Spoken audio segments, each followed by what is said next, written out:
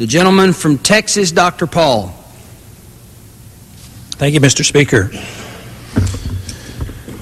We've heard from several members already about being unhappy with the legislative process today.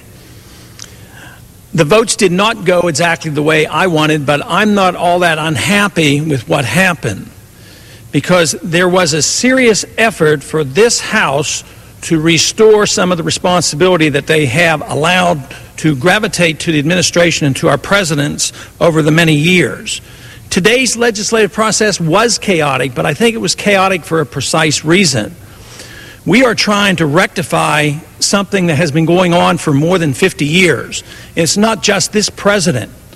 It's every president that we've had since World War II. We have, in the Congress, permitted our presidents too much leeway in waging war. This was an effort today to restore that responsibility to the House.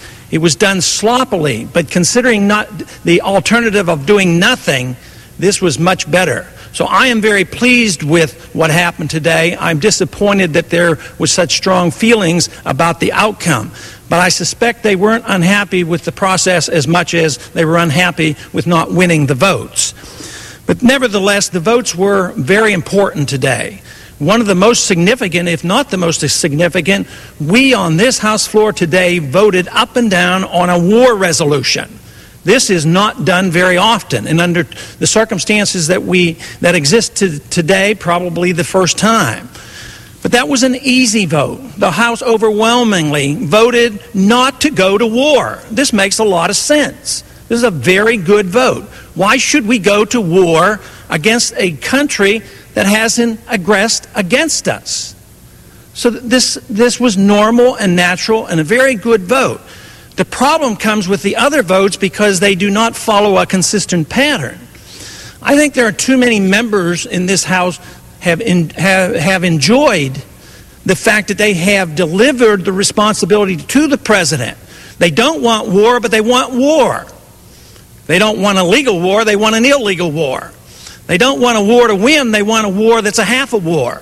They want the president to do the dirty work, but they don't want the Congress to stand up and decide one way or the other.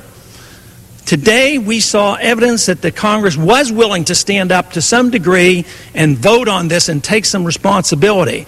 For this reason, I am pleased with what happened. So, voting against a war that has no significant national security interest makes a lot of sense to me. Another vote, the vote to withhold ground troops unless Congress authorizes the funding for this. This is not micromanaging anything. This is just the Congress standing up and accepting their responsibilities. So this, in many ways, was very good. This means that the people in this country, as they send their messages to the members of Congress, are saying that this war doesn't make a whole lot of sense. If the people of this country were frightened, if they felt like they were being attacked, if they felt like their liberties were threatened, believe me, the vote would have been a lot different. But I am very pleased that this House stood up and said, Mr. President, you've overstepped your bounds already. Slow up.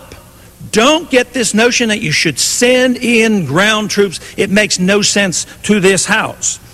Now, the interesting thing is that was a resolution, it was a House resolution that probably really doesn't have much effect other than a public relation effect, because it would have to be passed by the Senate, it would be vetoed by the President, we would have to override his veto. So in the practical legislative sense, it doesn't mean a whole lot, but it means something in the fact that we brought it to the floor and we were required to vote on it. Another resolution that was defeated, unfortunately, and it was defeated by 2-to-1 margin. This would have said that the President would have to cease. We should have told him to cease, because we have not given him the right to wage war. Matter of fact, even today we said there will be no war, there will be no declaration of war, so we should consistently follow up and say what we should do is withdraw and not fight a war. Likewise, when we come to the endorsement of the military bombing, fortunately, it went down narrowly.